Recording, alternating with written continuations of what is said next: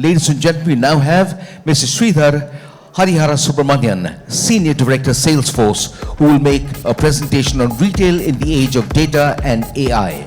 Ladies and gentlemen, Sridhar Hariharasubramanian. Thank you very much. I hope all of you can hear me.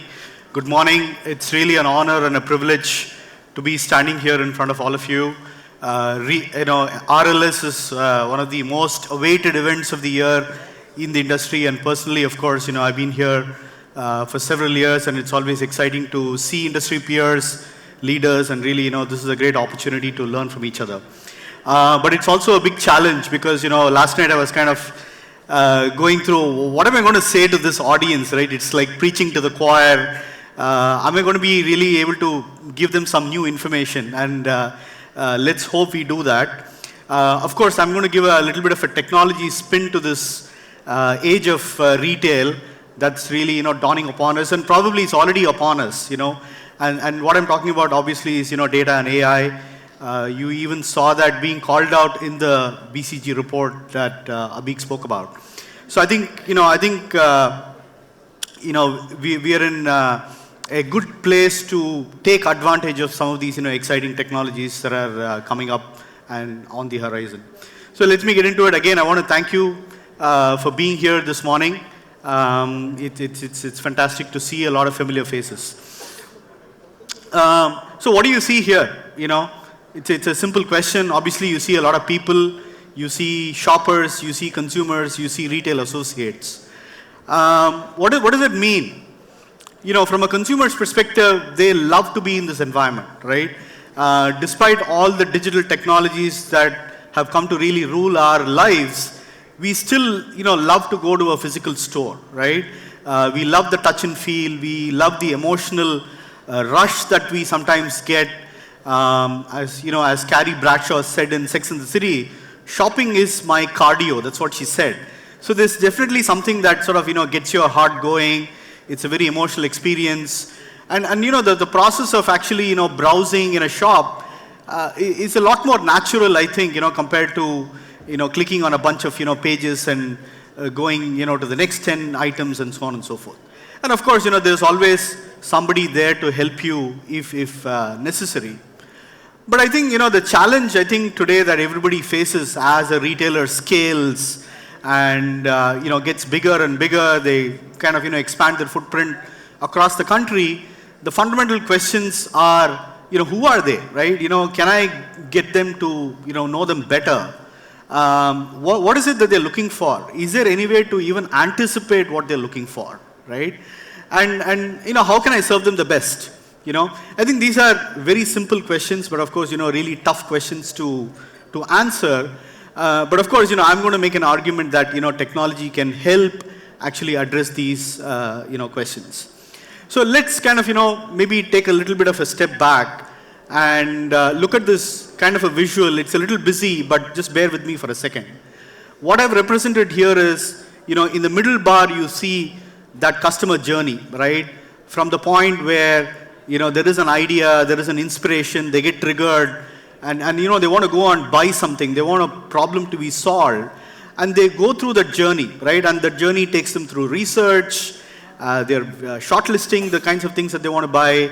Ultimately, they do decide to buy, and of course, there is a period where they enjoy the product or the service that they just bought, right?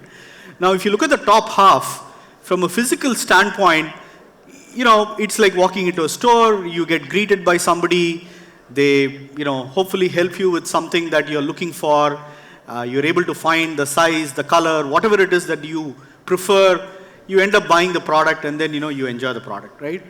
On the virtual side, on the digital side, when you go to a landing page or a web page, you want that to be appealing, right? You want that thing to actually tell you exactly what it is that you're looking for. Hopefully that page is already personalized to your past behavior. Again, this is becoming a big issue because of the fact that cookies are going away.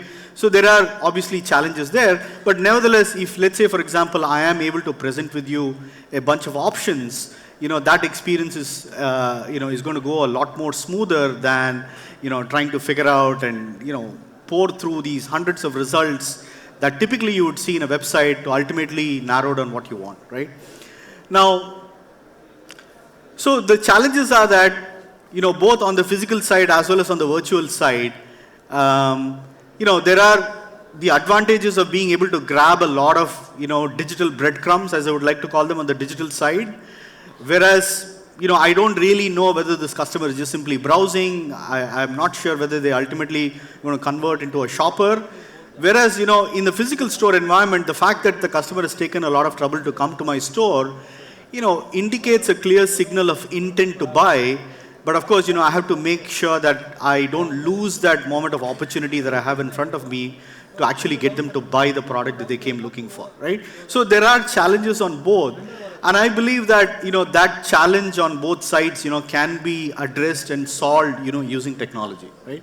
So if you look at physical, a lot of physical is becoming digital. And what I mean by that is a lot of digital technologies are being infused inside the store environment. Retailers are looking for new revenue streams, such as, retail media networks and so on and so forth, for monetization and partnerships and so forth. The point of sale itself has gone through multiple, rounds of evolution to becoming, something more than just a billing system, right? So there is a lot of, technology already in the store, but sometimes I think it's sort of muddling the experience, as I would like to call it, right? This technology cannot be an interference to the shopping process. It should be a lot more kind of, almost in the background, seamless, doing its magic, and allowing the shopper to shop in natural ways and allowing associates to help them in natural ways to address the problems they've come to solve. Now, to complicate things further, there are a plethora of channels that a shopper has access to today, right? You can see all of that, and our statistics have said that, there are more than 9 different channels. Now, of course, being a technology, I would say that this is actually a good thing, because with every interaction, you have the ability to collect some, nugget of information that hopefully, you can use to your benefit as well as the benefit of the customer to deliver something that they have been, looking for, right? The store itself is taking on a sort of different avatars, I would say. Some are looking at this as sort of experience hubs, where it's really about, that experience that you provide has got to be memorable, magical, etc., something that you typically, it's not going to be easy to deliver on an online environment, right? We've also seen the emergence of dark stores. So this is not really a customer-friendly environment, so to speak, but it is really to ensure that your logistics are being taken care of with the highest level of, efficiency possible, right? There are also things like, for example, mixed reality hubs, where it's retail and entertainment. I recently had a chance to go to Las Vegas, and there is a place called Area 15, and if you ever get a chance to travel there, please check it out. It's really a very unique retail and music and entertainment, type of a mixed, use of that particular, development of property, which is quite, quite special in my experience, right? And also, this is the other thing, right, is to look at it from a community perspective. What is the community that you're trying to serve? There is some commonality there, and Apple, does a fantastic job of, running these, tech workshops, right? How do you migrate, or how do you, process images? And, the topics are so simple that you get a lot of people who come there, they share thoughts. There are experts on hand to help you out with whatever you need, right? So the store itself needs to be reimagined in various ways that can address, the audience that you're trying to target. Now, the good news here, all of this, is that there is a lot of data available, and it is really up to, your creativity, and, the sky is the limit in terms of, how you want to collect the data. As long as you're very clear about the value exchange, if I'm asking you for a piece of information, it is your obligation to tell the customer what it is that they're going to get in return for the information that you're asking them. And in my experience, I believe that, customers are more than, willing to part with any kinds of information, as long as they know that that information is going to be used in a way that is going to ultimately, help them back. And we've all, just in a sort of a lighter vein, we do collect a lot of information, but at the end of the day, we don't seem to be doing a lot of, and this is the problem that I was trying to highlight a little while ago, right? As long as you don't do what is being, said in the cartoon, I think you're going to be in good shape. I think it is a matter of, time that you will establish that trust with that relation, with that particular customer and establish that relationship over a lifetime. So what does it take? I'm going to, just run through because I'm kind of running out of time. Collect those digital breadcrumbs and look for those opportunities where, you are delivering those, moments of truth, and be creative about it. Be smart about what you're asking and why you're asking. And as long as the customer knows that, I think, they'll be more than happy to part with that information. And once you have that information, you got to really, assimilate it, aggregate it, harmonize it, etc., whatever word you want to use. But once you create that single, view of that customer, you can do lots of magical things with it, right? You can aggregate it at very granular levels. You can segment them. You can communicate and activate the data in exactly the way that you want that experience to be, delivered. And I think this is the sort of the magic of technology that is available today, and a lot of our customers around the world and in India are using this technology, really well. And this is my final slide. I think it's time for retail to move to, me-tail. What it means is that as a consumer, retailers and brands are recognizing for who I am as an individual who has very unique preferences and desires and needs. I have unique problems to solve, and they're able to recognize that, and using data and AI, they're able to deliver those experiences that I am seeking.